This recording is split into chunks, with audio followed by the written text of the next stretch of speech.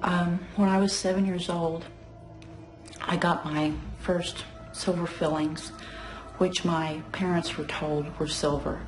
And that was in the 60s, the mid-60s. And of course, at the time, they didn't know any better, and a lot of other people didn't either, I think. I would be 23 years old when my symptoms would start showing from mercury poisoning from the fillings. I eventually got where I couldn't tolerate so many medications. And by the time a doctor figured out what was wrong with me in 1999, my immune system was so down. I couldn't even tolerate the medications to remove the mercury. And I was put in the hospital at the time, very early into the sickness.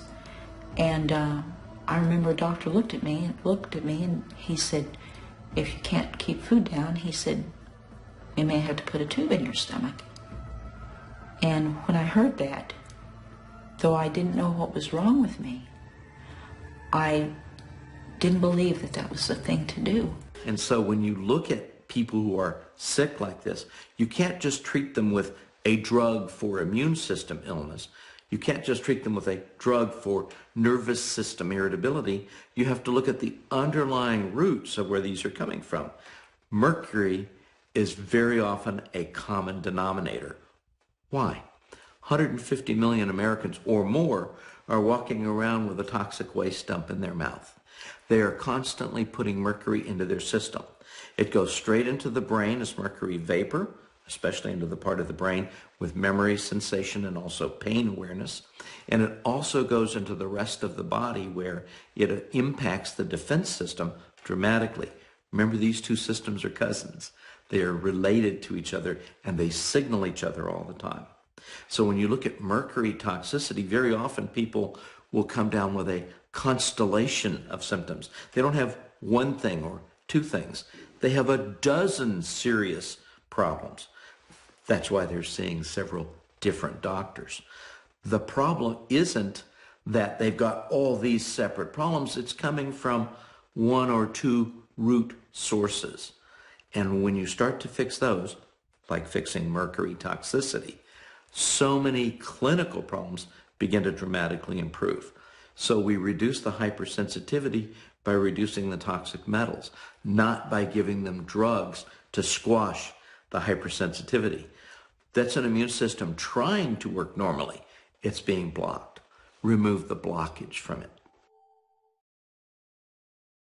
If you look at the 20 years it took for a doctor to diagnose me, and that doctor was right here in Arlington, Texas. If you ask me, I know amalgams have been used for about 150 years in this country. If it took 20 years for someone to diagnose me, in my opinion, there is no telling who may have died from these things over the course of history, having had absolutely no idea what was wrong with them. It's sad. I consider the use of amalgams, because it's not being stopped, I consider it to be nothing less than a complete atrocity to humanity. The traditional medical field was never, ever able to help me. I could go into a local emergency room anywhere, and nobody would have any idea what to do. And the holistic doctors and alternative medicine field, they're the ones that ended up helping. And even then, sometimes I would have reactions to things I shouldn't, though that field was certainly the better route to go. People who have more fillings have higher levels of mercury. People who have higher levels of mercury have more illness problems. And indeed, when we take a look at people with epilepsy, multiple sclerosis, autism, Alzheimer's and all this, they almost always have dramatically higher levels of mercury and other toxic metals than other people who are their same age and are not ill. And you can generally count the number of fillings and say, you're going to be sicker, you have more of a problem. But you can't always make that assumption, because one is enough. It's important to remember that mercury not only causes the flames, the inflammation, but also hampers the body's ability to control the flames. Glutathione is your primary, what we call master antioxidant. It detoxifies mercury. but then you're sponging up your glutathione. You're now lowering your doses of it on the inside. It's absolutely critical and hard to make.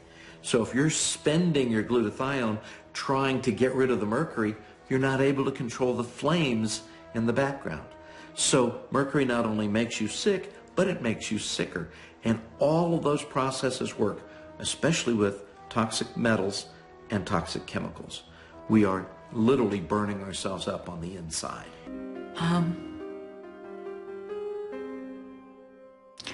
I love my family, and I'm not here to put anybody down. My family has never understood what's wrong with me, really. They never really have. I have a mother that's 84 now. She tries, but it's too hard on her. Excuse me. And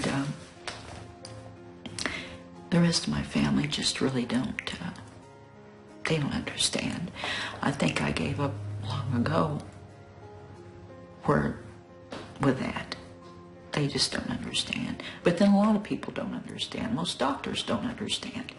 When three-quarters or half the medical profession doesn't understand, how can you expect a regular, everyday person that's not trained in medicine, or even if somebody is trained in medicine, how can you really expect them to? You can't. I think along the way, I think eventually these fillings are going to get banned. I mean, how long can a country go keeping doing this to its citizens when other countries have outlawed these fillings and they're not poisoning their people like this government has been?